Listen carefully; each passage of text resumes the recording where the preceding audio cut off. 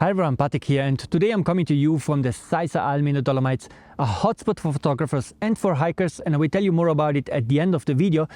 But first I would like to talk about the Fujifilm X-T6, and the reason I want to talk about it is because after I've published my overview on the products that Fujifilm might launch in 2024, many of you contacted me and asked me why there is no X-T6 on that list, because if we look at the past announcement dates, we can see very clearly that, like a Swiss clock, Fujifilm has announced a new X-T camera every 2 years, from 2014, 16, 18, 20, 22. So there has to be the Fujifilm X-T6 announcement also in 2024.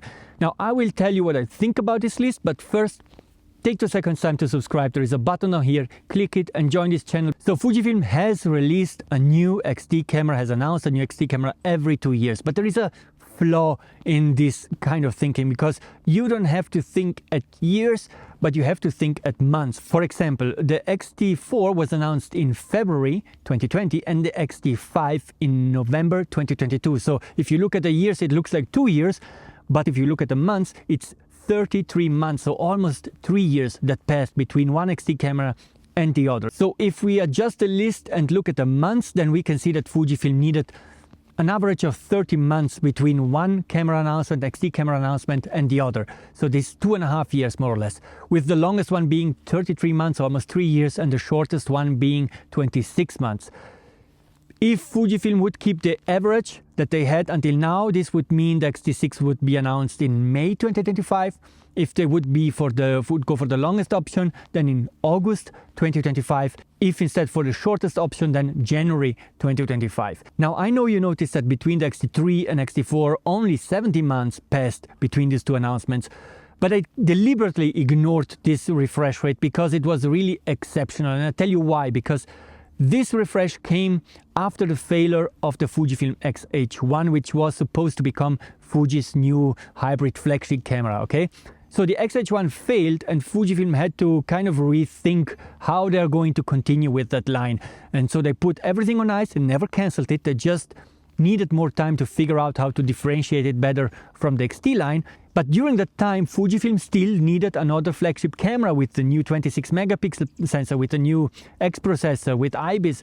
And so what they did is that they took the X-T camera and they just forced it to become their new flagship camera. And I say forced because the X-T line had to carry this flagship burden, so it became bigger, it got the fully articulating screen. And now that we have an X-H2, the X-T line could go back more to its roots, to be more stills oriented. It became again smaller.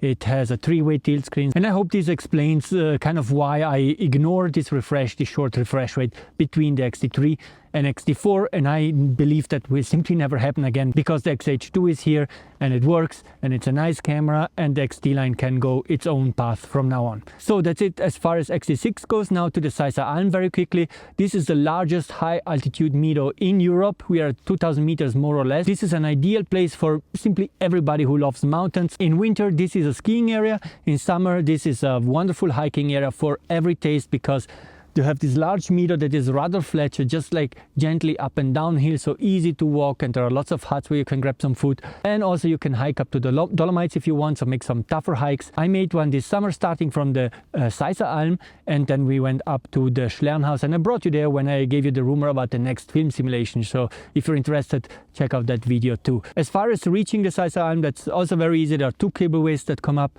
One is from Seis, I let you the location down below. One from Ortisei, then they bring you directly up here, and from here you can hike or go skiing if you're here in winter. And you have all the time a 360 view on the Dolomites. You see the Saslongsasplat, the Sella, the Schlern, just also the Sechet over there. Just a really beautiful place to enjoy the mountains. So that's it for this video. Don't forget to like and subscribe if you want to get more videos here on YouTube. And I see you in the next one. Goodbye. Ciao.